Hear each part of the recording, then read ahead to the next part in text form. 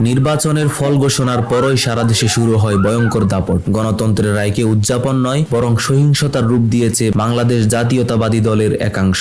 সারা দেশে বিএনপি নেতাকর্মীদের বিরুদ্ধে ধারাবাহিক হামলার অভিযোগ এবং মুন্সিগঞ্জে এক কর্মী হত্যার ঘটনার প্রতিবাদে বিক্ষোভ মিছিল করেছে ঢাকা বিশ্ববিদ্যালয়ের শিক্ষার্থীরা। শুক্রবার গভীর রাতে বিশ্ববিদ্যালয়ের বিভিন্ন হল থেকে মিছিল শুরু হয়ে তা গিয়ে শেষ হয় রাজু ভাস্কর্য প্রাঙ্গণে। এই বিক্ষোভে নেতৃত্ব দেন ঢাকা বিশ্ববিদ্যালয় কেন্দ্রীয় ছাত্র সংসদের একাধিক কেন্দ্রীয় নেতা। বিক্ষোভকারীদের অভিযোগ, নির্বাচনে সংখ্যাগরিষ্ঠতা পাওয়ার পর বাংলাদেশ জাতীয়তাবাদী দলের কিছু নেতাকর্মী দেশ জুড়ে বিরোধী প্রার্থী ও 11 দলীয় জোটের সমর্থকদের বাড়িতে হামলা চালাচ্ছে। তাদের দাবি, এটি শুধু রাজনৈতিক প্রতিহিংসা নয়, এটি গণতন্ত্রের জন্য সরাসরি হুমকি।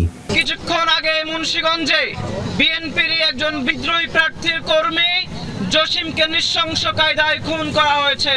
আমরা যে বাংলাদেশে গড়তে চেয়েছিলাম, সেই বাংলাদেশে এই রক্ত আমরা আর চাই না। এবারে যদি এরকম করা হয়, এই ছাত্র জনতা জুলাইয়ের আকাঙ্ক্ষাকে ধারণ করে